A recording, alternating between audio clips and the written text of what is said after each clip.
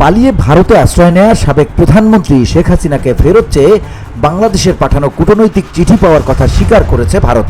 সোমবার দিল্লিতে দেশটির পররাষ্ট্র মন্ত্রণালয়ের মুখপাত্র রণধীর জয়সওয়াল নিয়মিত ব্রিফিংয়ে চিঠি পাওয়ার কথা জানান। ব্রিফিংয়ে রণধীর জয়সওয়াল বলেন, আমরা নিশ্চিত করছি যে আজ বাংলাদেশ হাইকমিশনের কাছ থেকে একটি কূটনৈতিক চিঠি পেয়েছি। চিঠিতে প্রত্যর্পণের অনুরোধ জানানো হয়েছে, তবে এই মুহূর্তে এই বিষয়ে আমাদের কোনো মন্তব্য নেই। এদিকে বাংলাদেশের অন্তর্বর্তীকালীন সরকার দেশে এনে বিচারের জন্য সাবেক প্রধানমন্ত্রী শেখ হাসিনাকে ফেরত দিতে ভারতের কাছে আনুষ্ঠানিকভাবে অনুরোধ জানায়। সোমবার পররাষ্ট্র উপদেষ্টা মোহাম্মদ তৌহিদ হোসেন বলেন, কূটনৈতিক পত্রের মাধ্যমে এই অনুরোধ করা হয়েছে। দুপুরে পররাষ্ট্র মন্ত্রণালয়ে সাংবাদিকদের তিনি বলেন, বিচারের জন্য তাকে ফেরত চাওয়া হচ্ছে, এটা পরিষ্কারভাবে ভারতকে জানানো হয়েছে।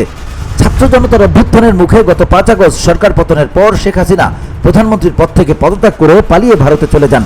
এরপর থেকে তিনি দিল্লিতেই অবস্থান করছেন। সেখানে সুবিশাল ও সুরক্ষিত বাংলোতে তাকে রাখা হয়েছে।